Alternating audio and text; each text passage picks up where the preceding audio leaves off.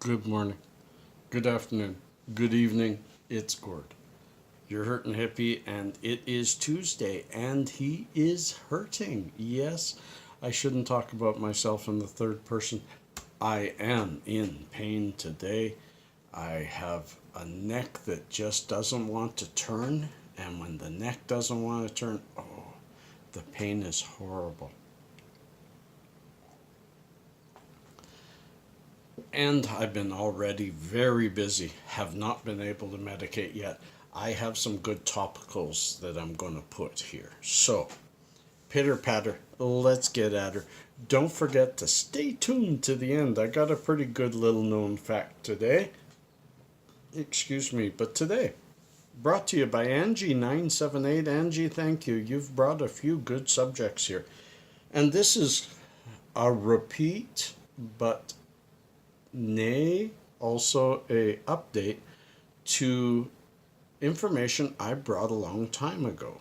So, kind of an executive summary. Quite a while ago, a couple of years ago, a year and a half anyway, I did a video on fibromyalgia and a few other of these syndromes, these issues that some of us have, and how they're unable to clinically prove them, but through the abundance of symptoms, they diagnose it. For instance, fibromyalgia, my doctor took forever to say, yeah, I think you got it.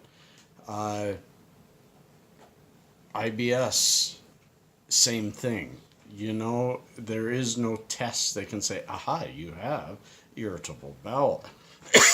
Excuse me. But they can't deny the symptoms.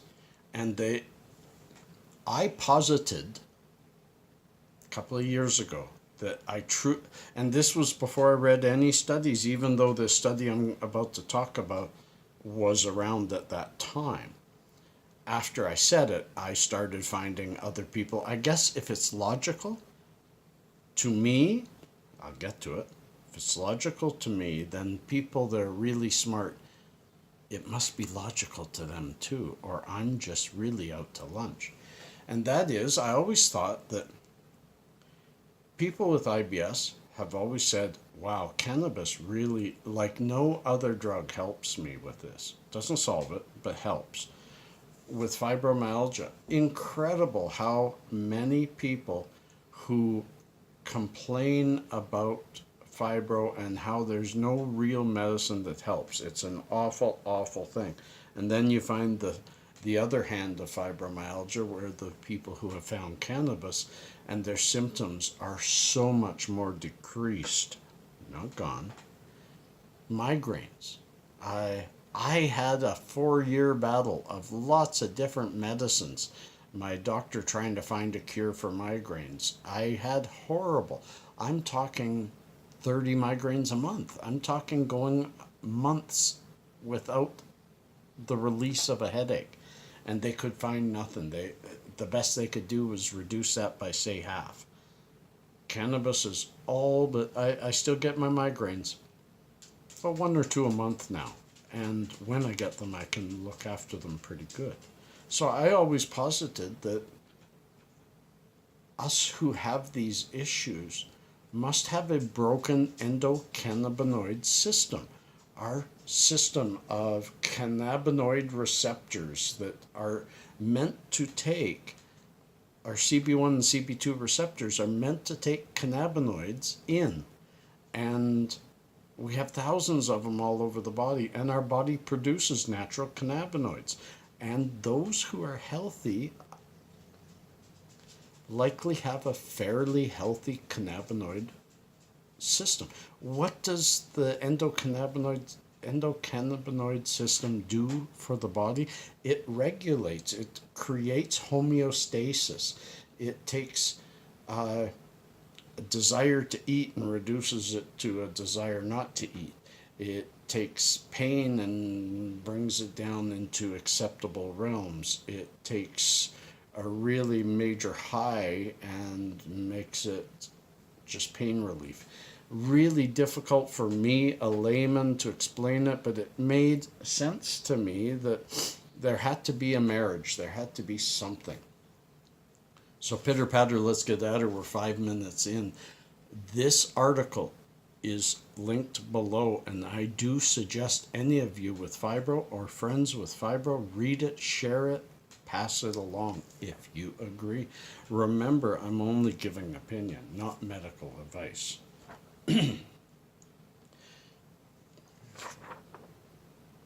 Clinical Endocannabinoid Deficiency, CED, is being reconsidered. Current research supports the theory in migraine, fibromyalgia, irritable bowel, and other treatment-resistant syndromes.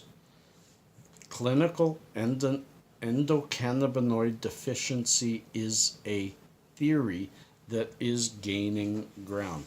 Medicine continues to struggle in its approach to numerous common subjective pain syndromes that lack objective signs and remain treatment resistant. Foremost among these are migraine, fibromyalgia, and IBS, disorders that may overlap in their affected populations and whose sufferers have all endured the stigma of psychosomatic label, lazy or crybaby or exaggerator, as well as the failure of endless pharmacotherapeutic interventions with substandard benefit. Basically what I just said, but in a much smarter way. Let me get to another part. Its theory is that in certain conditions, whether congenital or acquired, endocannabinoid tone becomes deficient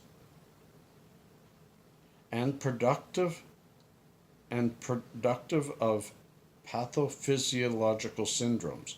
When first proposed in 2001, subsequently, this theory was based on genetic overlap and comorbidity,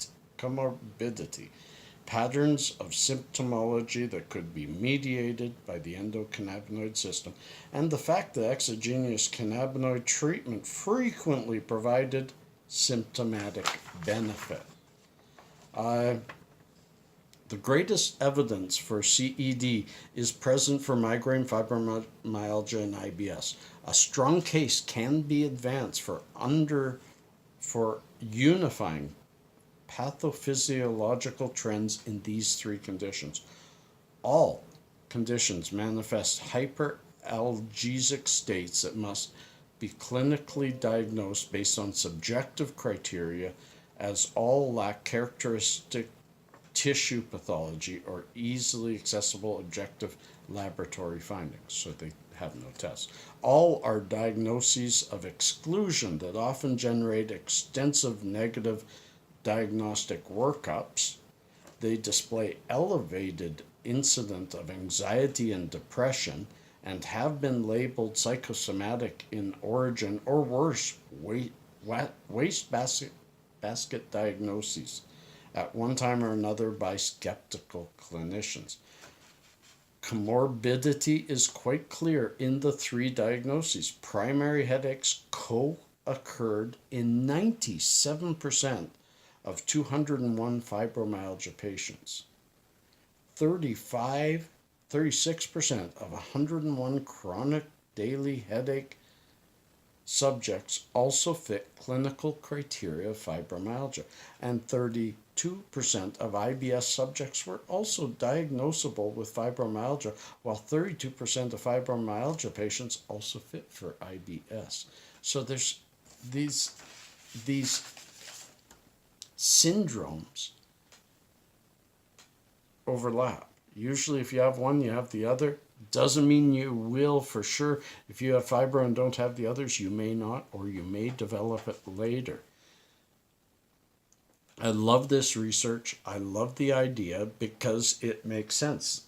But somebody, a naysayer, might say, if that's the case, Gord, you've been pharmaceutical free for 4 years now. You've been only on cannabis, and yet you still have fibro. Well, first of all, I never, and neither does this, say it's a cure. But I'm not a doctor or a clinician. all I know is I take cannabis and I feel better and I can get through this.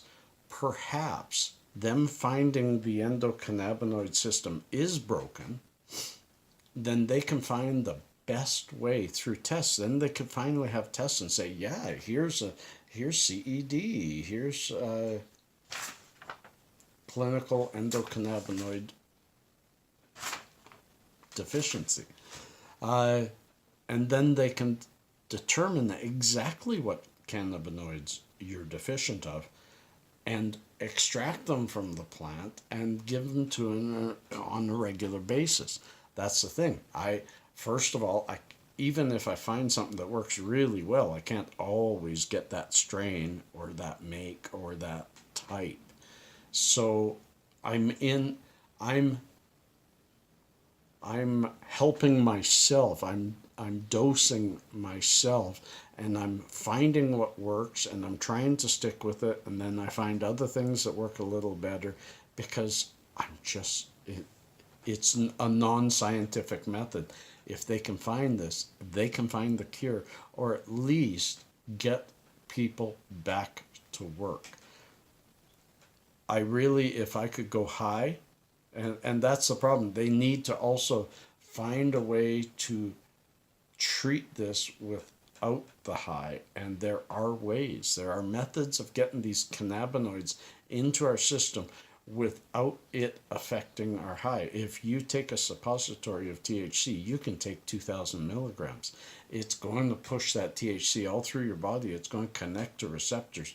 But because it's not going direct through the blood-brain barrier and it's not going through your liver and switching to hydroxy 11, it doesn't get you high, but you do feel it.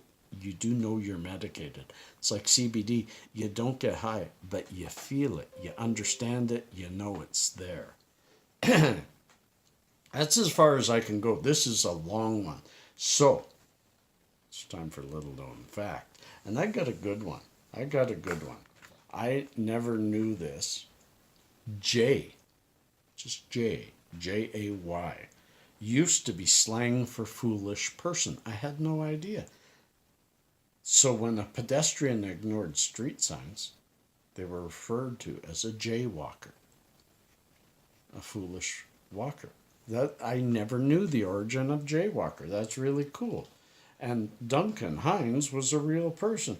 He was a popular restaurant critic who also wrote a book of hotel recommendations. Didn't know. It's kind of cool to know. It's not going to change my life that I do. Well, friends, work hard, play hard, be great, love you all, peace and cheers, love and harmony. Look for somebody that's missing a smile, smile at them, give them that beautiful smile of yours. I'll give you an extra one, okay? Peace.